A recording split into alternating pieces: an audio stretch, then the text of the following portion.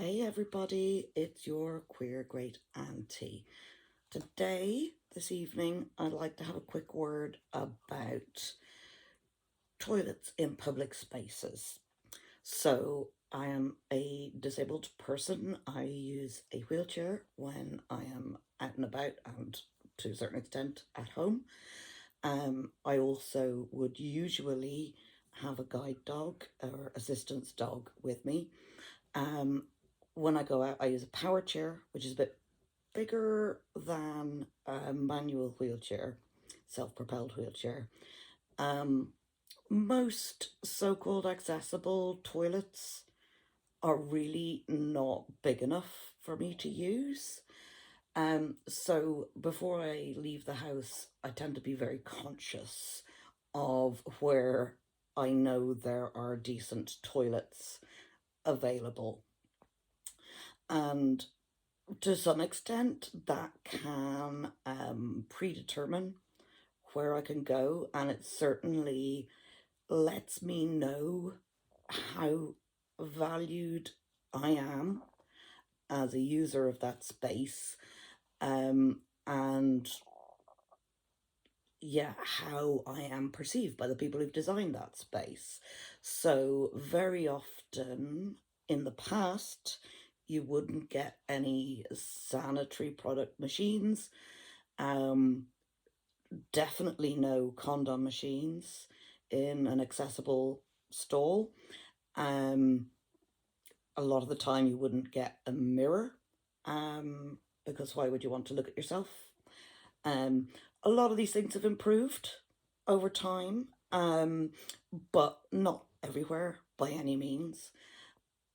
And it's part of the reason why, if you see my little avatar, it's like a question mark with the word other underneath it. And the question mark forms the wheel of a wheelchair symbol.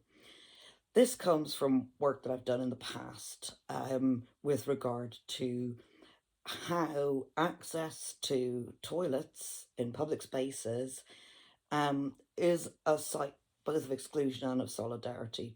In particular, solidarity with the trans community.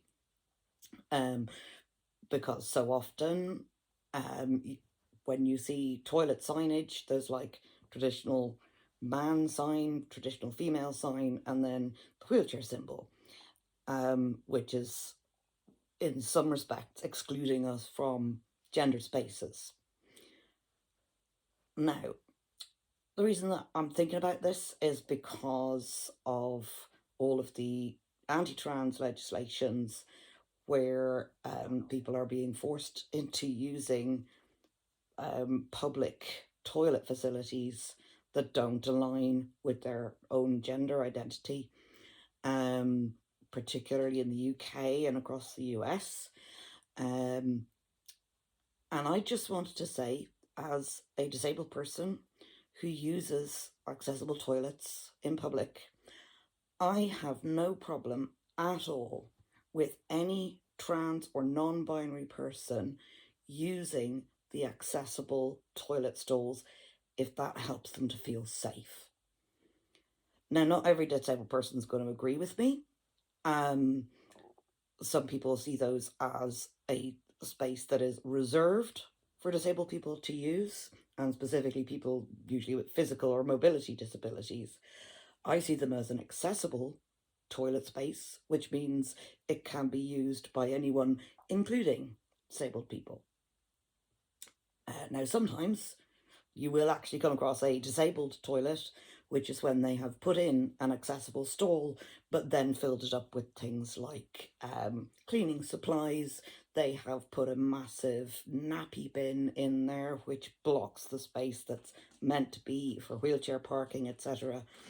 That's a whole other issue. But what I want to say today is that as a disabled person, I am more than happy to share that sort of slightly outside of the binary space with anyone who feels unsafe in the gendered spaces of men's or women's toilets. Now, who gets to pee in public? has a long history of representing social exclusion. You only have to go back 60 odd years in the US before you come across the sort of colour segregated toilet spaces. One that's represented very nicely in a scene in Hidden Figures, which is about the black women who were instrumental in NASA's early development of space flight and so on.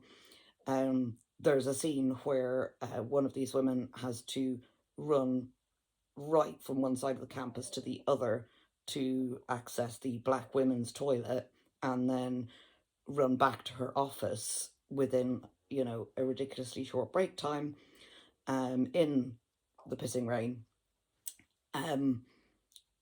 Yeah, I mean, the things that we have to go through just to go and take a piss is ludicrous. I often find at conferences, things like that, break time is not long enough for me to use the toilet myself, which takes me a bit longer than non-disabled people, bring my assistant's dog out so that the dog can use a toilet, which is outside, and then myself just have a break, whether that's like getting a cup of tea, which is quite essential for me to function, and then if I'm lucky, have time for a cigarette. And there just isn't the time because it takes us longer. But anyway, access to a place to pee and a place just to close a door and have some rest, to close the door on the noise that's happening outside. This tells us who is welcome in a space. Going back a bit further than those 60 odd years to segregation America, when my grandmother was going to university to study medicine in the 1930s-ish, it would have been, there were no ladies' toilets on the university campus. And that had an impact on her study schedule.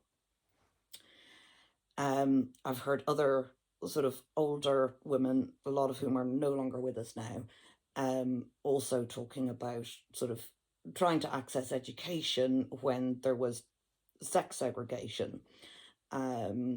So my great-grandmother, talking about studying medicine, and this would have been in the 1910s-ish, 1900s, 1910s, they had separate anatomy lessons for men and for women, but there wasn't really a space set up for women, so they were all just in this tiny little room crammed in with a cadaver, and she said the smell was unbearable. So who gets counted in when we look at designing spaces tells us who is expected to be visible in society. And when you don't include different bodies and different experiences in your space design, you are telling those groups of people that they are not welcome, that they are not supposed to be seen in public, that if they exist at all, they should just stay at home, not interact with any normal people, all of that nonsense. And it is still happening for a lot of disabled people. It is still happening for trans and non-binary people. So I just wanted to come on and say to all of my trans and non-binary siblings and nibblings, come use my toilet. It's completely fine with me, and I'll help you keep safe.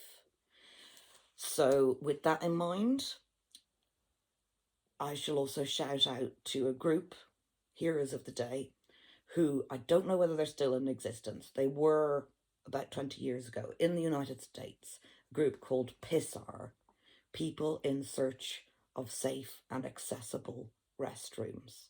And it was a coalition of disabled people and trans people just trying to go for a pee when they were out living their lives and just existing in public. So I've got my King Puck with me today, and we are going to give queer auntie hugs to everyone who struggles finding a space to go pee. We see you, we hear you, we give you massive queer auntie hugs because, everybody pees. Even people who have to use stoma bags and all the rest of it, we all produce urine. We all have to get rid of it somehow. And it'd be nice if we didn't have to go all the way home to do it every time. Okay? So, yeah, let's just try and remember that this is human beings that we're talking about, all right? Let's try and make every toilet space welcoming and safe for everybody. Love to all my siblings and nibblings. Bye.